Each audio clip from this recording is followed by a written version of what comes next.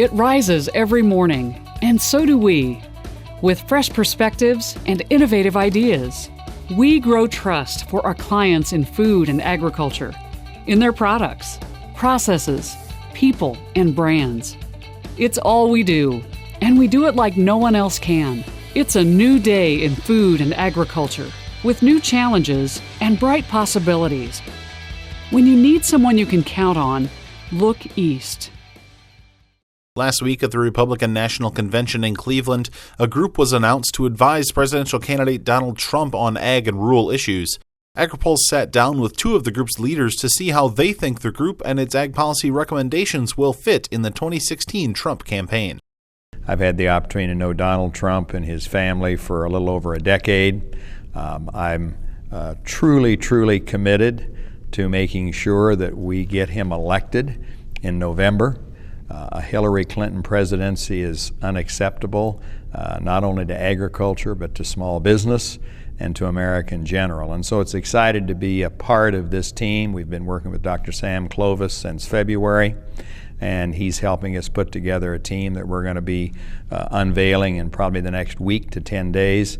And there's just some exciting people all across the country that's going to be joining the agricultural team. But I think it's important to realize that when we talk about agriculture today, we're not talking just about farming. We're talking about small communities. We're talking about manufacturing. We're talking about something that touches every state in the United States. So it's more than just maybe raising corn or raising soybeans.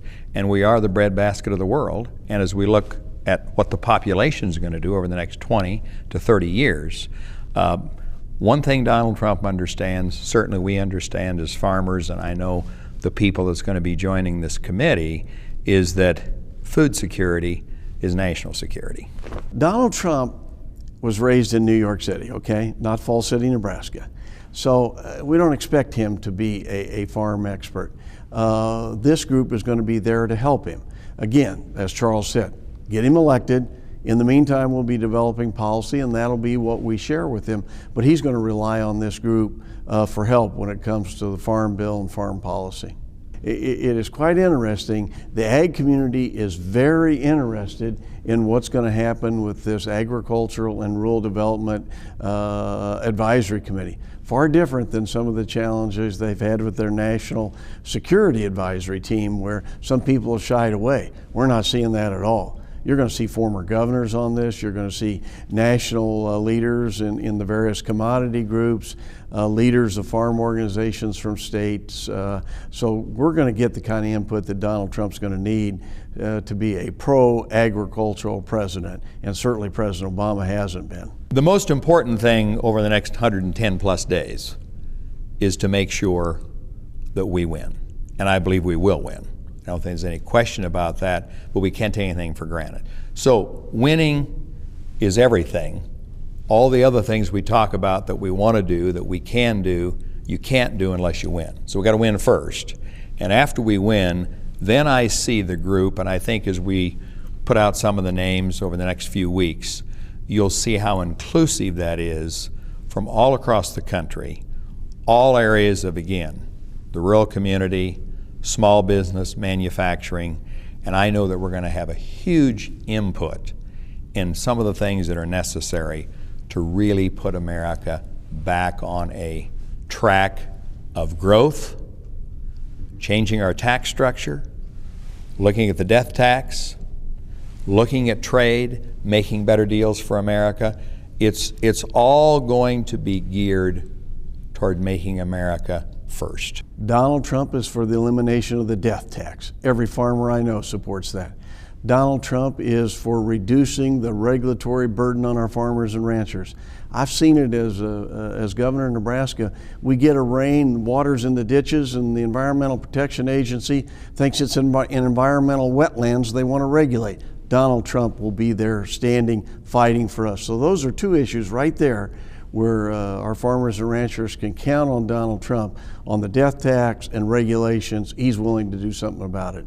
We've got the leaders of both major political parties, Hillary Clinton and Donald Trump, saying they don't support the Trans-Pacific Partnership right now. Senator Rob Portman, who used to be the trade representative from Ohio has said we need to take another look at it. So really, there's no support for the trade deal, the TPP agreement that President Obama negotiated.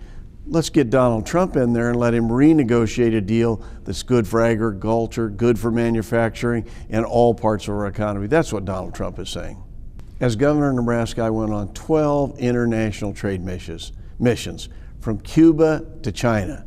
We sold Nebraska products all over the world, so I know how important trade is to agriculture.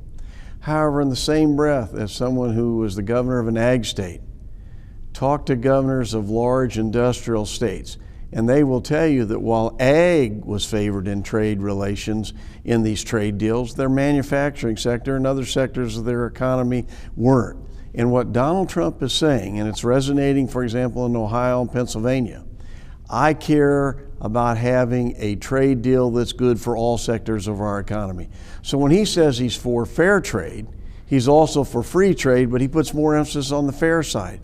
And so he's going to make sure that every American has the opportunity for a job here in our country. So I want our agriculture leaders to understand he's going to continue to favor trade that promotes agriculture, that favors the agriculture industry, but we want to make sure the other industries that are part of our economy that are crucial to the growth of America are also treated equally as favorably. I've been with him in his office in private meetings. I've been with him at Mar-a-Lago at the Emily Post home, which he purchased years ago in private meetings. I've been with the family. I was with him on Easter weekend, the whole weekend long in 2013. And I can share with you in private moments, in private meetings, he is the most humble, gracious individual that you'll ever meet. And I think more important than that, he is a great listener. We were together. He came to Omaha, asked us to come to his office. The governor, myself, my wife had a meeting with him on May 19th of this year. We talked about all facets of the campaign. And in that entire time, he was always very gracious to ask us, what do you think? What do you think? Asked my wife several questions from a woman's perspective. Do I need to do this differently? And so as I look at someone who is a great leader, I look at their ability to listen. And he's a great listener. Great leaders are great listeners. And so I would say that sometimes the Donald Trump we see on television, going back to The Apprentice and 10 years on television and what it takes to make a great show, to make a stellar production, causes you to create an environment that means that you're probably not that way in private and you're probably not that way with your family.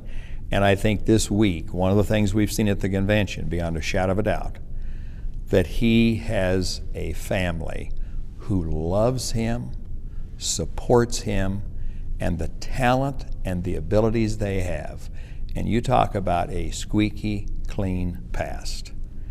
All of those children there's nothing that you can find on them. They have been hard workers, they're very bright, and I think that's an incredible testament to not only a leader, but a great father. You never want to take any election for granted.